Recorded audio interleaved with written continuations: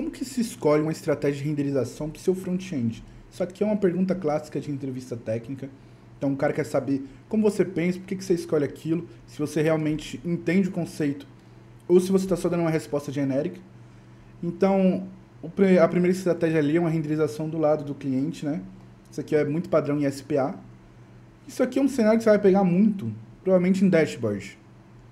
Então, como dashboards estão ricos em interações, você provavelmente pega muito recurso ali que vai rodar no lado do cliente. Como são softwares geralmente comercial, não tem tanto problema, não tem uma prioridade grande de SEO, por exemplo. E quando você roda isso no SPA, você tem que lembrar, você tem aquele período de tela branca ali, de carregamento, e você tem um processamento lá do cliente, o que pode ser um pouco mais custoso, mas se o seu software ele não é realmente ali, voltado para o público, para SEO, por exemplo, cara, não é um problema. Por isso que eu estou tentando enfatizar aqui que são estratégias, não existe um jeito certo ou errado. Então, server-side é o mais comum aí que a gente escuta muito quando a gente pensa em otimização. E a gente vai ter o quê? A gente vai ter... Deixa eu só trocar o nome aqui, ficou errado. Vamos colocar aqui, ó, front-end. Vamos trocar aqui e trocar aqui. Beleza. Então, server-side a gente tem o nosso processamento no servidor e a gente já envia o HTML processado para o nosso front. Qual que é a desvantagem disso aqui? A gente não tem a tela branca, mas a gente tem um período de hidratação do JavaScript.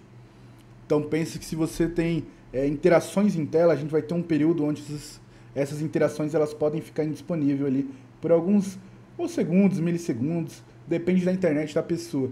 Se você, por exemplo, já entrou em algum site, foi lá preencher o formulário, do nada, o que estava no formulário sumiu ali porque sua internet estava mais ou menos, isso é um problema de hidratação. Então, enquanto ele baixava ali o JavaScript e hidratava, você começou a digitar. Quando ele hidratou e aquele componente controlado realmente agora foi inicializado, ele inicializa de novo. Então, tudo que você digitou sumiu. Uma outra desvantagem aqui, a gente vai ter uma complexidade maior por estar processando coisas em mais níveis, né? E a gente tem uma infra que acaba sendo mais cara.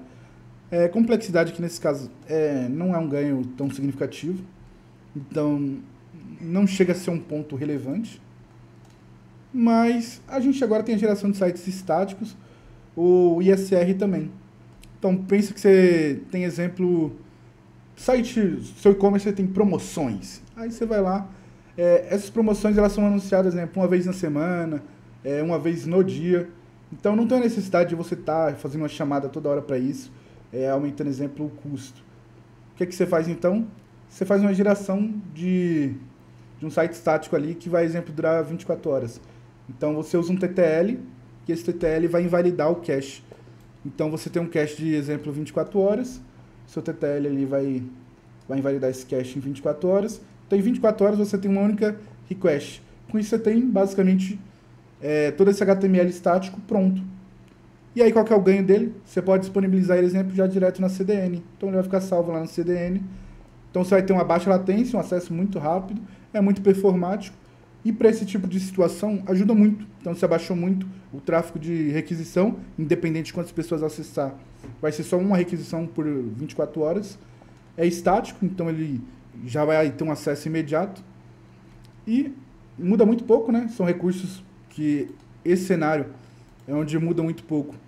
Faz sentido você adotar esse tipo de estratégia, tem muito ganho.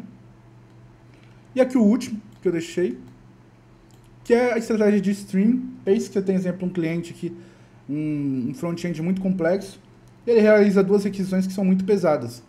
Então, exemplo, a gente tem duas requests, uma dura 5 segundos, outra 2 segundos. Aí você pensa assim, vou usar um promisal para otimizar, porém, se você fizer isso, você vai demorar 5 segundos ainda para exibir em tela algo, porque o promisal vai esperar os dois resolverem as promises. Então, o que você pode fazer? Você pode fazer um streaming, que o Next permite. Por exemplo, se você vir aqui, ó, e procurar streaming, cadê? Stream, beleza. Aqui você já vai achar como que funciona. Então você, exemplo, tem 3 componentes pesados, vai realizar 3 chamadas separadas. Você pode fazer um suspense dele e já vai funcionar. Qual que é o maior benefício disso aqui? Você tem um desbloqueio da tela em 2 segundos. Então aí vai ser esperar 5 segundos lá. Você pode simplesmente separar eles, processar do lado do servidor e ir enviando de maneira progressiva para o seu front-end. Então isso aqui vai ser enviado de maneira progressiva. Eu tenho um exemplo em código aqui também meu. Então, vamos dizer que você quer desbloquear a tela mesmo que sua chamada ainda esteja em andamento.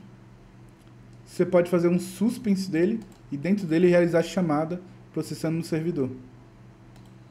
Então você vai ter aqui a chamada acontecendo. Enquanto essa chamada não é resolvida, ele exibe o que tiver de fallback lá. Então essas são as 4 estratégias comuns, cada um tem o seu trade-off. Aqui, para principais entrevistas, entender quais são os custos de você renderizar no lado do cliente, entender qual o ganho e qual o custo também você traz para processamento do lado do servidor, e aqui principalmente entender como isso reflete em performance.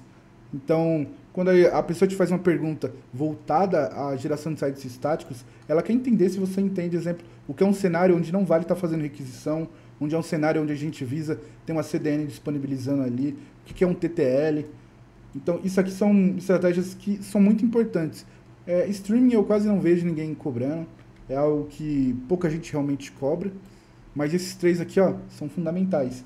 Inclusive, entender de fato o que é um SPA e o porquê, exemplo, a gente pensa em um server-side render, isso aqui traz muito mais, vamos dizer, SEO para o nosso site. Galera, esse foi o vídeo de hoje. Era mais para explicar esse conceito.